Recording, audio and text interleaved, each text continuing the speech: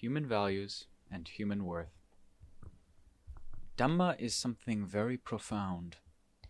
If the world did not have Dhamma as water to put out its fires, it would be a very difficult place, an impossible place to live. Dhamma is something that the heart can hold to, something that nourishes the heart, enabling people to be good and to find peace.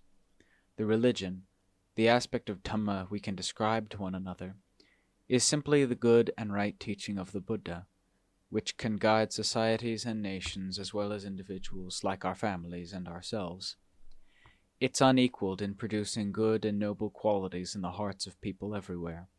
Any home, any family, any individual without the religion, without moral virtue to protect and train the heart, is sure to be constantly troubled and restless, lacking any sense of well-being and equilibrium.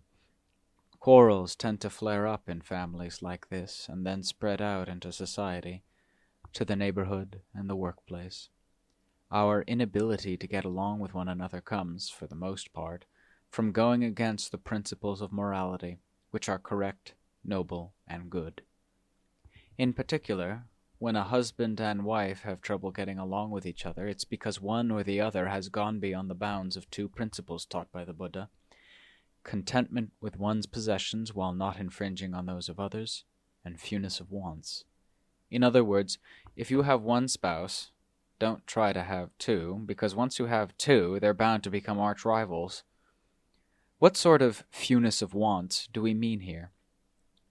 I remember several years back, on the front pages of the newspapers, and it was really disturbing to see, a top government official made an announcement telling monks that the two principles of contentment and fewness of wants shouldn't be taught to people, because both of these principles were acting as a deadweight on the nation's economy, which the government was trying to develop at the time.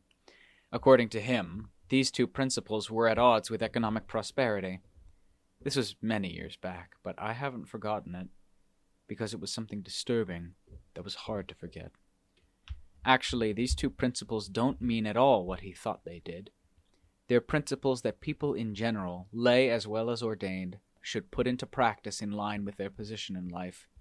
There's no word, no phrase of the Dhamma at odds with the progress of the world. In fact, the Dhamma gives the world nothing but support and protection. For a monk, a son of the Buddha, these two principles mean that he shouldn't be greedy for the four necessities of life. 1. Clothing, which comes from the generosity of lay people. 2. Food. No matter what kind of food it is, a monk can't acquire it on his own. He has to depend on others to look after his needs in this area from the day of his ordination to his last day as a monk. 3. Shelter. And 4. Medicine. All of these requisites are provided in good faith by people in general. A monk shouldn't be greedy for them because that would go against the basic principles of the Dhamma taught by the Buddha. A monk should be modest in his needs. This is the proper way for him to act, in keeping with the fact that he depends on other people to look after his needs, so that he won't be too great a burden on people of good faith. A monk shouldn't clutter his mind with concern for material necessities, which are simply means to keep the body going so that he can comfortably perform his duties as a contemplative. As for lay people, the principle of fewness of wants means being content with one's family life. One husband should have one wife. One wife should have one husband. One husband should have only one wife, not 2 or 3, which would act like a fire spreading to consume himself and his family. This is what it means to have fewness of wants, not being greedy for thrills that would stoke fire in the home, and not dabbling in the many desires that added together wage war with one another. A husband and wife should be honest with each other, loyal and committed. Faithful to each other at all times and in all places, they should keep no secrets from each other, but be open and above board with pure and loyal hearts. If one of them has to work outside the home or be away for the night, he or she should go with a clean heart and clean hands, and come back without the blemish of any stains. If one of them has to go away on business, no matter how far, it should be done in such a way that the one at home needn't worry or be troubled that the one going away is doing anything wrong and neglecting the principle of fewness of wants by sleeping with someone outside the legitimate account. Worries like these are worse than 100 spirits returning from the dead to grab a person's entrails and squeeze them to bits. If a husband or wife must go away for a long time, it should be for reasons that aim at maintaining the family in happiness and joy. When a husband and wife are faithful to each other in this way, then no matter where they go, neither suffers from worry or distrust. They live together smoothly and happily to the end of their lives because their hearts are honest and loyal to each other. Even if there are times when they have barely enough to scrape by, that isn't important. The important point lies in their being honest, faithful, and committed to each other. Such a family may be rich or poor, but the happiness, security, and trust its members feel for one another gives them the stability and cohesion that everyone hopes for. This is called fewness of wants in a marriage relationship. One husband, one wife, no outside involvements. Even though other men and women fill the world, they don't become involved. This is fewness of wants for lay people. If this principle of fewness of wants were to be erased from the world, human beings would know no bounds, and we wouldn't be any different from dogs in heat. Have you ever seen them? Here in the northeast of Thailand, they get going in August and September, barking and howling like crazy. There's no telling which one is which one's husband, and which one is which one's wife.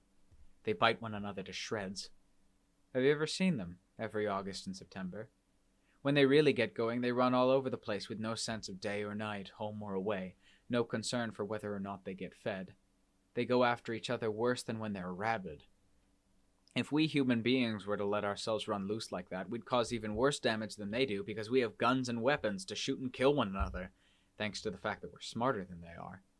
The world would be a shambles, and there wouldn't be enough room for us all in the prisons. This is the harm that comes from letting oneself go under the unruly power of sexual lust. There'd be no such word as enough, and certainly dogs in heat would be no match for us. Dogs have no limits when lust takes over. They can go anywhere with no fear of death, no concern for hunger or thirst. They run wild without a thought for their owners. At most, they may stop by their homes for a moment. If anyone feeds them in time, they eat. If not, they're off and running. And look at them. What do they look like at times like this? Ears torn, mouths torn, legs torn, stomachs ripped open in some cases, all from the fights they get into. Some of them die. Some of them go crazy. Some of them never return home. This is the sort of harm that occurs when animals fall under the power of lust. Because it's so different from their normal nature, when they behave like that, it's not pretty to look at. When the season comes, males and females go running wild after one another. The fires of lust and anger burn together and consume everything. This is what happens when animals know no bounds. That is, when their lust knows no limits. They suffer so much pain, so much distress when the disease of lust flares up, to the extent that some of them die or are crippled for life. If we human beings didn't have the Dhamma of fewness of wants as a brake to safeguard our own safety, we'd know no limits in following our instincts either. Because of our intelligence, we'd cause much more harm and destruction to one another than animals do. When we're intelligent in the right way, it's an honor and a benefit to ourselves, our family, and nation.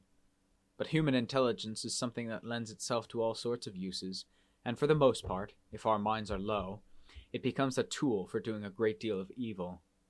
It's because of our intelligence that we human beings can do one another so much harm.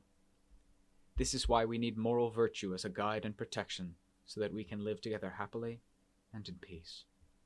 Between husbands and wives, this means being faithful to each other. Don't go looking for scraps and leftovers like our friends in August and September. That's not a course of action that human beings, who know enough to have a sense of right and wrong, good and bad, should put into practice. Otherwise, we'll destroy, or at the very least reduce, the honor of our human status. Worse than that, we'll ruin ourselves to the point of having absolutely no worth. To give in to the moods of our inner fires, looking for scraps and leftovers in bars, nightclubs, massage parlors, and other places catering to this sort of thing, is to destroy our inner virtue as human beings, because it's nothing more than the way of animals who know no bounds of propriety, but know only how to get carried away with their passion and bite one another to shreds. For this reason, it's not a course we human beings should follow, and especially when we're married. because it contradicts the family bounds we've established in line with the universally recognized moral principles of human beings. To act without restraint in this way would do such damage to a spouse's heart that no treatment could cure the sorrow and bring the heart back to normal. So, husbands and wives who cherish each other's worth should never do this sort of thing. Love can quickly turn to hatred, and spouses turn to enemies when we disobey the principle of fewness of wants. To lack this principle is to lack an important guarantee for the family's well-being. The principle of fewness of wants is not an insignificant one. It's one that allows a husband and wife to keep a firm and stable hold on each other's hearts throughout time, one by which they can be loyal to each other in a way that will never fade. The money the family earns will all flow together into one place and not go leaking out to feed the vultures and crows of sensual desire. No matter how much is spent, every penny goes towards the family's well-being. The wealth gained by the family thus becomes a source of joy for them. Its expenditure is reasonable, benefiting both parents and children, so that its true value is realized. This is why the Buddha teaches us to train our hearts in the way of the Dhamma. The heart is very important. A stable heart means stable wealth. If the heart is unstable, our wealth is unstable as well. It will leak away day and night because the heart creates the leak and can't keep hold of anything at all. When a water jar is still intact, it can serve its full purpose. The minute it begins to crack, its usefulness is reduced. And when it breaks, there's no further use for it. The same holds true with a marriage. One's spouse is very important. There is no greater foundation for the wealth, security, and happiness of the family than a relationship where both sides are honest, loyal, and faithful to each other. So, I ask that you put these principles into practice in yourself, your family, and your work, so that they lead you to lasting happiness and peace. Don't let yourself stray from the principles of moral virtue that protect and maintain your own inner worth, together with your family's peace and contentment. The defilement of sexual craving, if left to itself, knows virtually no limits or sense of reason. As the Buddha said, there is no river equal to craving. Rivers, seas, and oceans, no matter how vast and deep, still have their banks, their shores, their islands and sandbars. But sensual craving has no limits, no islands or banks, no means for keeping itself within the bounds of moderation and propriety. It flows day and night, flooding its banks in the heart at all times. If we didn't have the teachings of moral virtue as a levee to keep it in check, the world would be in total chaos due to the pull of craving and jealousy. If we were to let sexual desire run wild, we'd be much more fierce than our friends in August and September, wiping one another out under the influence of sexual desire. On top of that, we would make such a display of our stupidity that we'd be the laughingstock of the animal kingdom. So, for the sake of maintaining our honor as human beings, and so that we won't be seen as fools in the eyes of our fellow animals, we must hold to moral virtue as our guide in knowing the proper bounds for our conduct as it affects both us and our families. Moral virtue means behavior that is noble and good. It's a quality that gives security and stability to the world, a quality that the world has wanted all along. It's one of the highest forms of nourishment for the heart. Moral virtue is the aspect of reason that guarantees the correctness of our behavior, a quality which the beings of the world trust and never criticize, for it lies beyond criticism. Suppose we earn $5. However many dollars we spend them reasonably, not wastefully. If we earn $1, 100, 1,000, a million, we use reason in deciding how to spend or save our earnings so that we can benefit from them in line with their worth, in line with the fact that they have value in meeting our needs and providing for our happiness. But if the heart leaks, if it lacks principles, our earnings will vanish like water from a leaky pot. No matter how much we earn, all will be wasted. Here I'm not talking about spending our wealth in ways that are useful and good. That's not called being wasteful. I'm talking about spending it in ways that serve no real purpose, in ways that can actually harm us. Wealth spent in those ways becomes a poison, a means for ruining its foolish owner in a way that is really shameful. People like this can't get any real use out of their wealth simply because they lack the moral virtue that would ensure their security and that of their belongings. As a result, they bring disaster on themselves, their possessions, and everything else that should give them happiness. This is why it is so crucial to have moral virtue. A family with moral virtue as its guide and protection is secure. Its members can talk to one another. Instead of being stubborn and willful, they are willing to listen to one another's reasons, ensuring the smooth and proper course of their work and the other aspects of their lives together. Just observing the 5 precepts faithfully is enough to bring peace in the family. The 5 precepts are like an overcoat to protect us from the cold, an umbrella to protect us from the rain, or a safe to protect our valuables. Maintaining them protects the hearts of family members, especially the husband and wife, and keeps them from being damaged or destroyed by the unbounded force of craving. The first precept speaks against killing living beings. The lives of all living beings, ours or anyone else's, are of equal worth. Each animal's life is of equal worth with the life of a human being, for if life is taken away from an animal, it can no longer remain an animal. If life is taken away from a person, he or she can no longer be a person. In other words, the continuity of the animal's being or of the person's being is broken right then in just the same way. We are taught not to destroy one another's lives because to do so is to destroy completely the value of one another's being. Death is a fear striking deeper than any other fear into the heart of each animal and every person. This is why the Buddha teaches us to keep our hands off the lives of our fellow living beings. The second precept speaks against stealing. To steal, to take things that haven't been given by their owner, is to mistreat not only the owner's belongings, but also his or her heart. This is a very great evil, and one that we should never commit. When talking of other people's belongings, even a single needle counts as a belonging. Personal belongings and their owner's heart are both things of value. Every person cherishes his or her belongings. If the belonging is stolen, the owner is bound to feel hurt. The heart is the important factor here, more important than the item stolen. Losing a possession through theft feels very different from willingly giving it away. Feelings of regret, combined with the desire for revenge, can lead people to kill one another, even over a single needle. Because the issue of ownership is taken very seriously by people, we are taught not to steal. Theft has a devastating effect on the owner's heart, and that's a serious matter. The act of stealing and the act of voluntary giving are 2 very different matters. When it's a question of voluntary giving, any amount is easy to part with. To say nothing of a single needle, we can be happy even giving things away by the hundreds or thousands or millions. The person giving is happy and cheerful, the person receiving is pleased to no end, and both sides are blessed, as has always been the case where the people of the world aid and assist one another. The Dhamma treats all hearts as equals. It holds that each being's heart is of value to that being, which is why it teaches us not to mistreat the hearts of others by taking their lives, stealing their belongings, or having illicit sex with their spouses or children. All of these things have the heart of a living being as their owner. No good is accomplished by stealing the goods and provoking the hearts of others, because once the heart is provoked, it can be more violent than anything else. The murders that are committed everywhere usually have a sense of indignation of having been wronged as their motivating force. This is why the Buddha teaches us to follow moral virtue as a way of showing respect for one another's hearts and belongings. This means we should not abuse one another's hearts by doing immoral actions. For example, to kill a person is to devastate that person's heart and body, which also has a devastating effect on others close to that person who will want to seek revenge.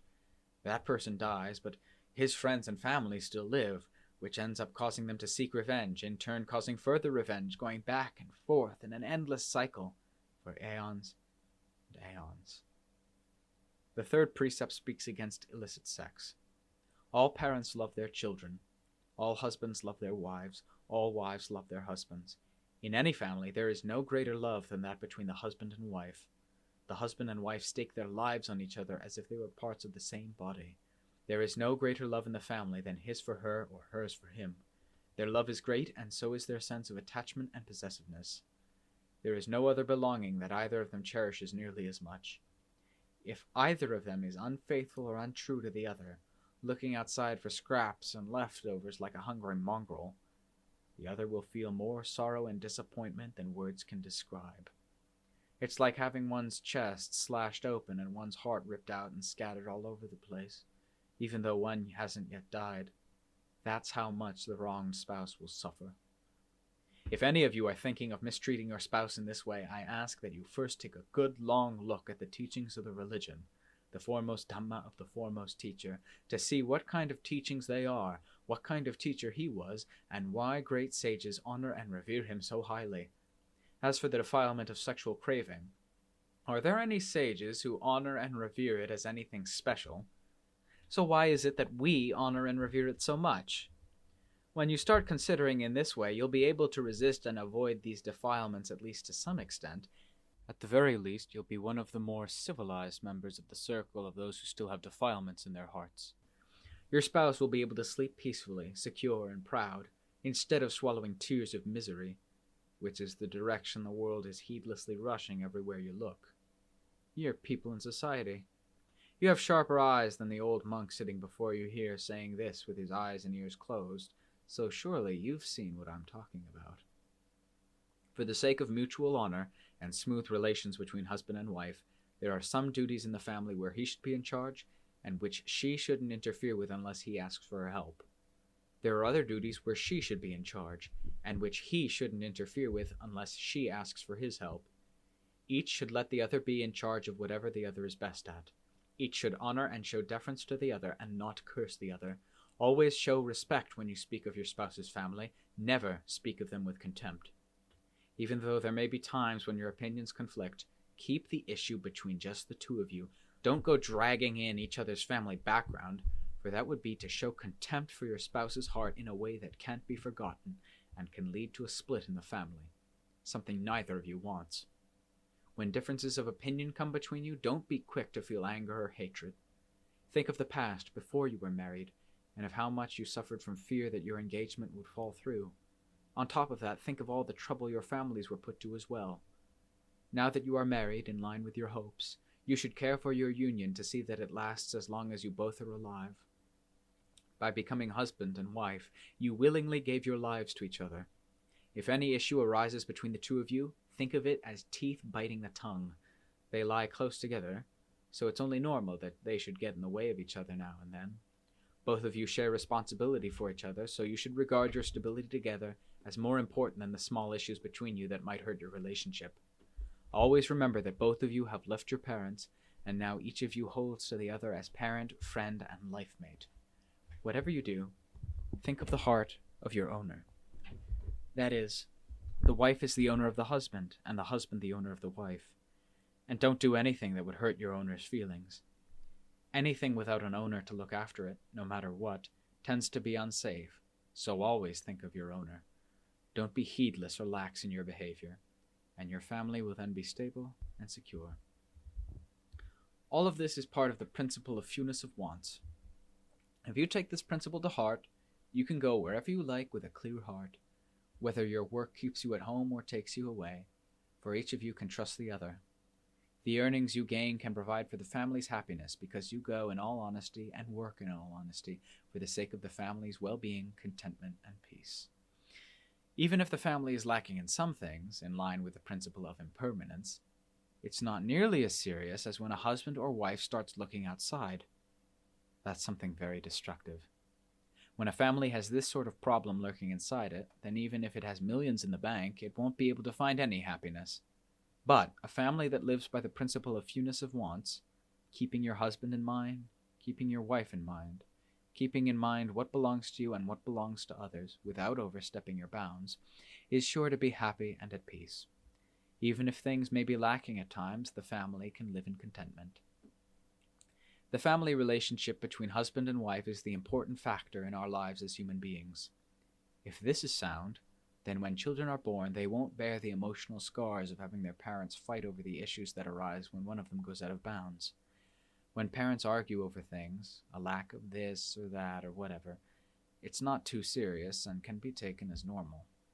But quarreling over infidelity is very serious and embarrasses everyone in the family. So, for this reason, you should always be very strict with yourself in this matter. Don't let yourself be heedless or lax in your behavior. As for quarreling about other matters, you should be careful about that too. When parents quarrel for any reason, the children can't look one another in the face. When they go to school or out with their friends, they can't look their friends in the face because of their embarrassment. The fourth precept speaks against lying. Why did the Buddha teach us not to lie? Let's think about it. Is there anything good about lying? Suppose everyone in the country, everyone in the world, lied to one another whenever they met. Wherever you'd go, there'd be nothing but lies. You wouldn't be able to get the truth out of anyone at all. If this were the case, how could we human beings live with one another? It would be impossible. If we couldn't get any truth or honesty from one another, we wouldn't be able to live together. So, in order that friends, husbands, wives, parents, children, and people throughout society can live together and trust one another, we need to be honest and hold to truthfulness as a basic principle in all our dealings. Society will then have a strong foundation. Here I'm giving just a short explanation of the fourth precept so that you will see how great the value of truthfulness is. People live together in harmony because of truthfulness, not because of lies and dishonesty. Lies are very destructive to the world. People who hope for one another's well-being should be entirely honest and truthful in their dealings. Lies are like disembodied spirits that deceive people and eat away at social values. This is why a society of good people despises those who tell lies and does its best to keep them out of its midst. The only people who like lying are those who harvest their crops from the hearts and livers of others. In other words, those who make their living by fraud and deceit. Thus, lying is a means of livelihood only for evil people, but is of absolutely no use to good people. The Buddha taught us not to lie, because lies are like executioners waiting to torture people and bring them to a bad end. The fifth precept speaks against drinking alcohol. What is alcohol? Alcohol here refers to any intoxicant. It changes the person who takes it from a full human being to one with something lacking. The more we take it, the more we're lacking, to the point where we become raving lunatics. When we were newly born, our parents never gave us alcohol to drink. They gave us only healthy, nutritious things like food and mother's milk. We were able to grow to adulthood because of our mother's milk and the other good, nutritious foods our parents gave us. But after having grown up on good, nutritious food, we then take alcohol and other intoxicants to poison and drug ourselves. Exactly where this adds to the value of our status as human beings is something I have yet to see. Think about this for a minute. Suppose that all of us sitting here were drunk, from old Grandfather Boowa on down. Suppose we were all roaring drunk, sprawled all over the roadsides. Everywhere you went, there'd be people defecating and urinating in their pants all over the place, with no ordinary human sense of shame or embarrassment. Could you stand to look at it? If alcohol were really good, as people like to pretend it is, wouldn't then good people express their admiration for drunkards sprawled all over the roadsides, their urine and excrement covering themselves and their surroundings? These drunkards are really outstanding, aren't they? They don't have to look for a place to defecate. They can do it right in their pants. Ordinary people can't do that. These drunkards are really extraordinary, aren't they? Would they ever say anything like this? This is why the Buddha cautioned us against drinking alcohol. He didn't want people all over the nation to be crazy, ruining their good human manners and ruining their work. A drunk person is no different from a dead person. He can't do any work aside from boasting. He damages his intelligence and finds it easy to do anything at all with no sense of conscience or deference, no fear of evil or the results of Dhamma, no respect for people or places at all. He can go anywhere and say anything with no sense of shame or embarrassment. A drunk person can speak without stopping from dawn to dusk. He talks endlessly, going around in circles, boring his listeners to death. After a while, well, it's time to get going. Then he starts talking again. Then, well, I guess I'd better be going. Then he starts talking again. He goes on and on like this all day long. I guess I'd better be going, all day long, but he never goes. That's a drunk person. He speaks without any purpose, any aim, any substance, any concern for whether what he says is good or bad, right or wrong. He can keep babbling endlessly without any sense of the time of day. That's drunkenness. No mindfulness, no restraint at all. A person at his stupidest is a drunk person, but he's also the one who boasts most of his cleverness. A drunk person is nothing but a crazy person, which is why we call alcohol crazy water. Whoever wants to be a decent human being should refrain from it. There's nothing good about alcohol, so, as good people, how can we pretend that bad things, things that make us dizzy and drunk, can make us good in any way? This has been just a short explanation of the 5 precepts, from the one against killing to the one against taking intoxicants. These precepts are called the principles of morality, principles for human beings. beings who are endowed with a high status, the status that comes with intelligence. Being an intelligent human being means being clever in maintaining one's moral virtue, not clever in taking intoxicants, creating animosity, or abusing other people. People of that sort aren't called intelligent. They're called foolish.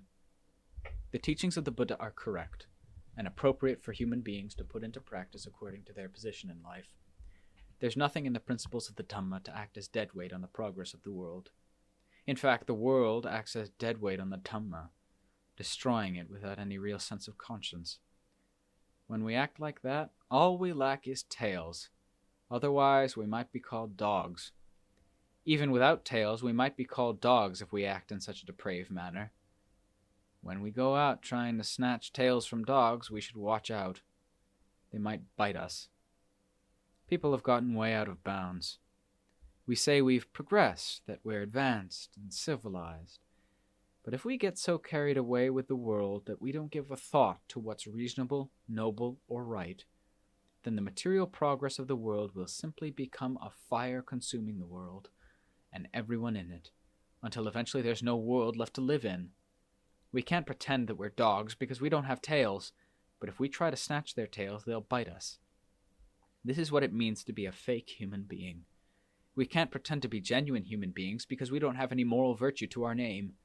We lack good enough manners to fit in with our status as human beings. On the other hand, we can't pretend we're animals because we don't have any tails. These are the sorts of difficulties we get ourselves into, the damage we do to ourselves and the common good if we go against the teachings of the religion. And this is why the practice of the Dhamma is fitting for our true status as human beings, because the Buddha taught the religion to the human race. Before you do anything, reflect on whether it's right or wrong. Don't act simply on your moods and desires. Moods and desires have no true standards. You can desire everything. Even when you've eaten your fill, you can still want more. Your desires are hungry all the time. That's desire. It has no standards or limits at all. The Buddha calls this the lower side of the mind. This is why you need to use Dhamma to contemplate desire and take it apart to see what it wants. If, on reflection, you see that what it wants is reasonable, only then should you go ahead and act on it. But if it wants to eat, and after you've eaten it still wants more, then ask it, what more do you want to eat? The sky? Nobody in the world eats sky. Whatever people eat, you've already eaten. You've had enough already, so what more do you want? When your desires are stubborn, you really have to come down hard on them like this if you want to be a good person of moderate wants. If left to themselves, our desires and moods know no limits, so we must teach ourselves, even force ourselves, to stay within proper limits. If we act merely in line with our desires, the human race will degenerate. So we need to take the principles of moral virtue as our guide. The teachings of the religion are an important means to ensure that we are good people living in happiness and peace. If we lack moral virtue, then even if we search for happiness until the day we die, we'll never find it. Instead, we'll find nothing but suffering and discontent. What's right and appropriate, no matter who you are, is putting the teachings of the religion into practice. To lack Dhamma, in other words, to lack goodness and virtue, is to lack the tools you need to find happiness.